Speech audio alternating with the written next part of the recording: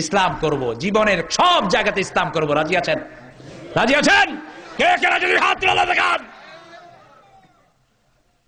বলেন, হে আল্লাহ, হে আল্লাহ, ইসলামের জন্য, ইমানের জন্য, কোরআনের জন্য আমাদেরকে কবুল করেন।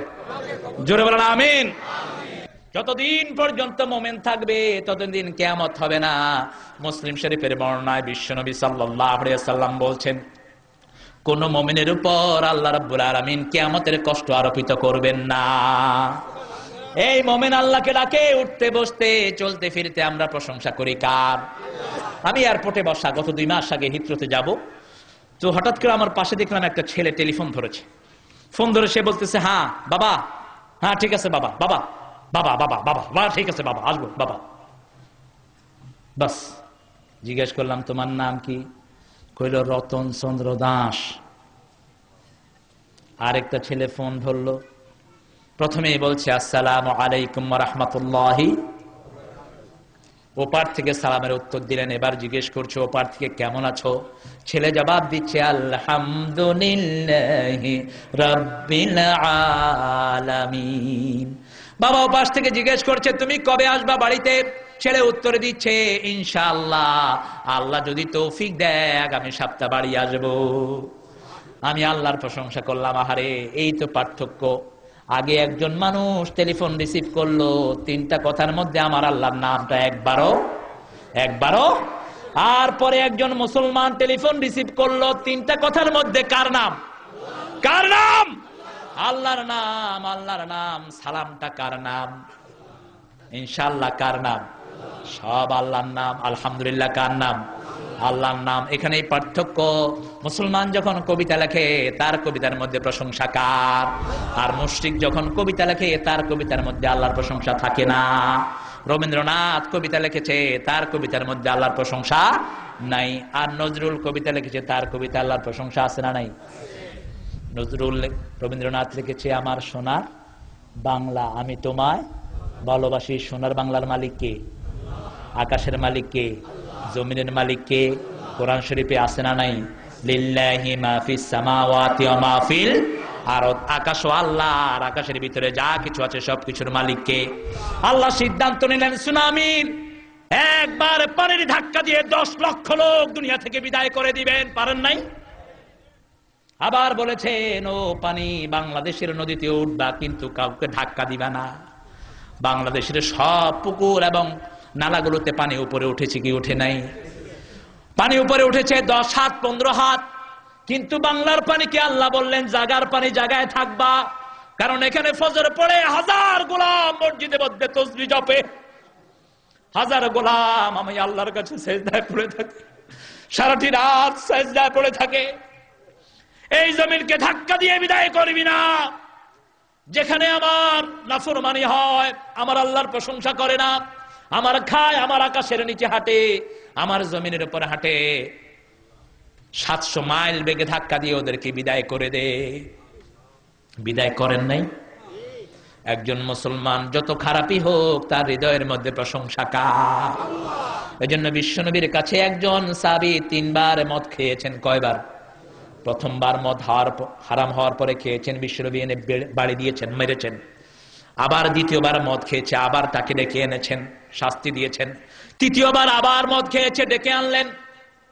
একজন সাহাবী গালি দিলেন, বিশ্বনবী সাল্লাল্লাহু আলাইহি ওয়াসাল্লাম ডেকে বললেন, গালি দিও না, এই মুসলমানের হৃদয়ে আমি আর আমার আল্লাহর মহব্বত আছে, গালি দিও না, অপরাধ করে ফেলেছে, আমার আল্লাহ মাফ করে দিবেন, গালি দিও না একজন মুসলমানকে।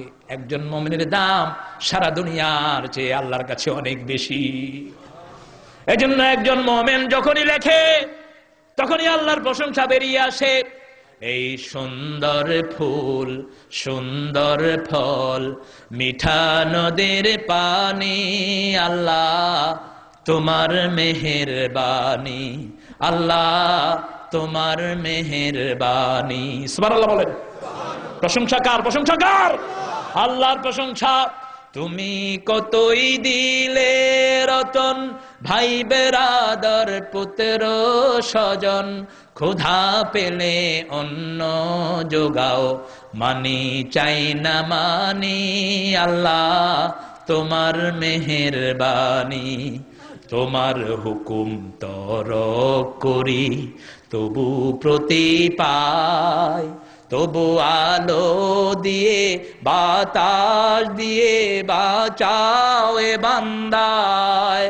শ্রেষ্ঠ নবী দিলে মোরে তরিয়ে নিতে রোজ হাসরে, পথ না ভুলি তাই তো দিলেন পাক কোরআনের বাণী আল্লাহ তোমার মেহেরবানি। সুবহানাল্লাহ বলেন। প্রশংসা হলো কার? কার? আল্লাহর প্রশংসা। এত নিয়ামত দিয়েছেন। বিশ্বনবী বলছেন কেউ যদি ভাত খাওয়ার পরে, কোন খাওয়ারের পরে আল্লাহর প্রশংসা করে, আল্লাহ খাওয়ার হিসাব না লিখে ধৈর্যশীল রোজাদারের কাতারে তার নামটা লিখে দেয়। যে কোনো কিছু খাওয়ার পরে, যে কোনো কাজ করার পরে প্রশংসা করবো কার? এরপরে আল্লাহ বলছেন শুনো, প্রথম আমাকে রব দিয়ে প্রশংসা করো, তারপরে কি দিয়ে প্রশংসা করবা শুনো।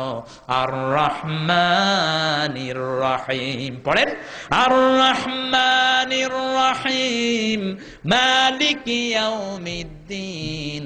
সবচেয়ে বড় রহম জিনার, তিনার নাম কি? আরো জোরে বলেন কি নাম?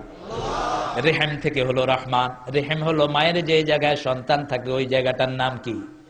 রেহেম। ফি কারারিম মাকিন, ইন্টেনসিভ কেয়ার। ইন্টেনসিভ কেয়ার, যেখানে বাহিরের থেকে কোনো কিছু ঢুকতে পারে না, এত সুরক্ষিত জায়গায় মাকে, মায়ের ওখানে আল্লাহ সন্তানটাকে রেখে দেয়। এই রেহেমকে যখন আল্লাহ বানালেন, রেহেম বলল ইয়া রব, হে আল্লাহ আমাকে আপনি কি দান করেছেন? আল্লাহ বললেন ও রেহেম শুনো, তোমাকে যে রক্ষা করবে আমার রহমত আমি তার জন্য বরাদ্দ করে দেব, আর তোমাকে যে ছিন্ন করবে আমার রহমত তার উপরে থেকে আমি ছিন্ন করে দেব। এজন্য আত্মীয়তার সম্পর্ক যারা নষ্ট করে দেয় তাদের কোনো আমল আল্লাহর দরবারে কবুল হয় না।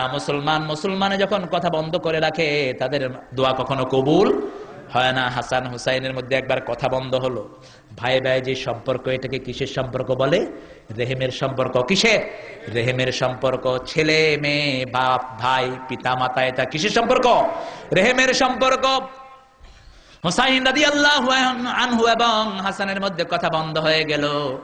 এরকম আমাদের মধ্যে অনেকের আছে না নাই? কথা বলেন না কে? আমি তো লন্ডনে অনেক ভাইয়ের বিচার করেছি। শেয়ার ব্যবসাতে যদি সবাইকে সহযোগিতার মনোভাব থাকে তাহলে বরকত সবচেয়ে বেশি। সুবহানাল্লাহ বলেন। আর যদি অগ্গু আর গরু মারি খাওয়ার চিন্তা আসে তাইলে গজব সবচেয়ে বেশি। এই জন্য মুশারাকা ব্যবসায় একই আদর্শের লোকেরা যদি করে বরকত হয়। হুসাইন রাদিয়াল্লাহু আনহু এবং হাসান দুইজনের কথা বন্ধ হয়ে থাকলো। প্রথম দিন গেল, দ্বিতীয় দিন গেল, তৃতীয় দিন। হুসাইন বাড়ি থেকে বের হলেন, হাসান বাড়ি থেকে বের হলেন। কারণ 3 দিনের বেশি যদি কথা বন্ধ থাকে কোনো ইবাদত আল্লাহর দরবারে কবুল হবে না। আবার হুসাইন সাইয়েদনা ওসমান রাদিয়াল্লাহু আনহু যখন মুনাজাত করতেন তখন তিনি বলতেন, যারা আত্মীয়তার সম্পর্ক ছিন্ন করেছো, মুসলমানের সাথে যারা কথা